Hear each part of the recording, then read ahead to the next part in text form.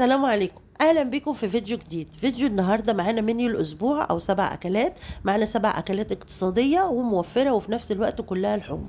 خليكي معايا في الفيديو للآخر وأنا متأكدة إن شاء الله الفيديو هيعجبك وهتطبقي كذا فكرة من اللي موجودة فيه. ولو أنت أول مرة تشوفيني ما تنسيش بقى تشتركي في القناة وتحطي لايك للفيديو. يلا نسم بالله ونشوف الطريقة والمقادير.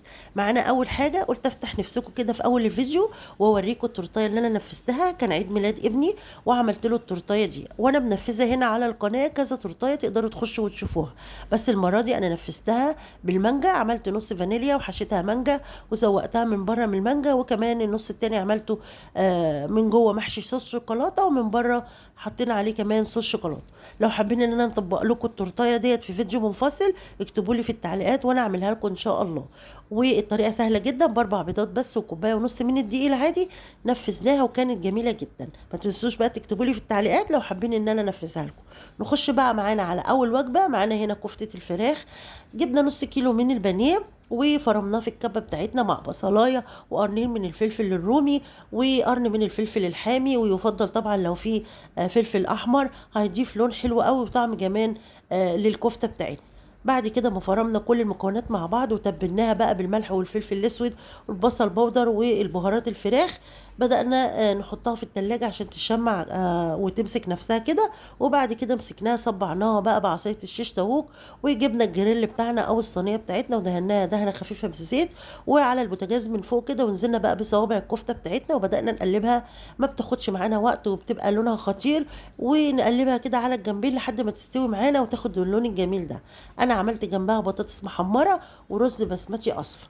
تمام كده. نخش بقى على الوجبة اللي بعديها. معانا هنا كيلو من الأجنحة، وبدأنا بقى نغسله غسلة كويسة قوي وتبلناه بتتبيلة حلوة قوي.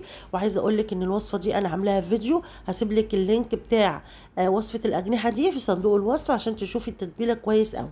وتبلناها ودخلناها الفرن على درجة حرارة عالية، هتقعد معانا تلت ساعة. في الوقت ده عملنا صوص حلو قوي دهنا بيه وش الأجنحة، عبارة عن كاتشب وصويا صوص وشوية من الزيت. وأول ما خرجت معانا الأجنحة بالشكل ده بدأنا ندهن وشها بالصوص ده. كان خطير وجميل جدا. وتقدري طبعا تنفذي جنبها مكرونة سباكيتي، مكرونة مقصوصة براحتك بقى، أو ما تعمليش مكرونة خالص. هي كانت جميلة بالعيش، هتبقى تحفة جدا. اليوم اللي بعديه عملنا بقى ايه، شوينا الفرخة دي. وانا عندي فيديو على القناه عامله فيه طريقه شوي الفرخه على الازازه، تقدروا تخشوا وتشوفوا الفيديو ده. عملت جنبها كمان بطاطس مكعبات وكان عندي ملوخيه وعملنا رز بالشعريه. تمام كده. هسيب لكم اللينك بتاع الفرخه في صندوق الوصف ان شاء الله تشوفوا الوصفه كامله وتشوفوا انا عملتها ازاي. بعد كده معانا مكرونه بالبشاميل بس عاملينها بالفراخ مش باللحمه. جبنا ربع كيلو من صدور البانيه او صدور الفراخ يعني، وقطعناه كده تقطيع صغير. وكمان معانا بصلايه وقرنين من الفلفل الرومي، وبدأنا نعصجها كأننا هنعصج لحمه مفرومه. وبعد كده نزلنا عليها معلقه من الصلصه وقلبناهم، ولما استوت طفينا عليها وبدأنا بقى نسلق المكرونه بتاعتنا. وبعد كده حشينا طبقه مكرونه وطبقه الفراخ وبعد كده الطبقه التانيه من المكرونه، وعملنا البشاميل بتاعتنا ودخلناها الفرن. خرجت معانا بالشكل ده. ودي صينيه كبيره يعني تقضي اسره مكونه من 5 افراد هياكلوا الصينيه دي ويشبعوا. ودي وجبه طبعا اقتصاديه 100%، بربع كيلو بس من صدور الفراخ. وقبلها طبعا كنا عاملين الاجنحه يعني كذا يوم موفر اهو. بعد كده نخش بقى على كفتة الرز. عملنا هنا كفتة الرز دي بالفراخ مش باللحمة. جبنا ربع كيلو من البانيه وربع كيلو من الرز. الرز غسلناه طبعا غسلة حلوة قوي ونقعناه كده حوالي 10 دقايق وصفيناه. ولما نشف تماما ضربناه في المطحنة بتاعة الخلاط بقى معانا بالشكل ده. وفرمنا البانيه مع شوية من الخضرة وبصلاية متوسطة والتوابل ومعاهم كمان الخضرة. وبدأنا نفرم كل الخليط كله مع بعض ومع الرز وقلبناهم. لما بقى معانا عجينة الكفتة صبعناها وحمرناها زي ما احنا شايفين. وكمان حمرنا معاها نص كيلو من البطاطس علشان لما نحطه مع الكفتة والصلصة ما تتهريش البطاطس مننا. وبقت معانا بالشكل ده. وهحط لكم لينك طبعا الكفتة في صندوق الوصف عشان تشوفوها بالتفصيل. ودي حلة كفتة ممكن تقضي برضو أسرة مكونة من 5 أفراد هياكلوا ويشبعوا، وبربع كيلو بس من البانيه وربع كيلو من الرز.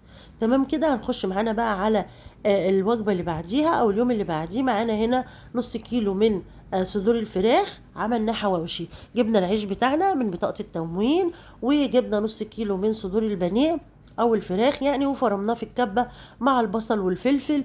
وبدأنا بقى نحشي العيش بتاعنا. عايزة اقول لكم ان انا عملت 10 ترغفة من العيش اللي هو بتاع البطاقة. يعني اكلة حلوة جدا، يعني لو عندنا اسرة مكونة من 5 افراد هياخد كل فرد هياخد رغيفين. حلوة جدا وموفرة. وهسيب لكم برضو اللينك بتاع الحواوشي في صندوق الوصف. اليوم اللي بعديه عملنا كبدة وعملنا كرشة. تقدروا تاخدوا طبعا صنف واحد من الاتنين وتنفذوهم في يوم منفصل. الكرشه برضو موجوده في فيديو، هسيب لكم اللينك بتاعها في صندوق الوصف تشوفوا ازاي انا نضفتها ونضفتها ازاي وطلعت معايا بالشكل ده. وكمان عملت الصوص بتاعها ازاي وعملت الكبده ازاي.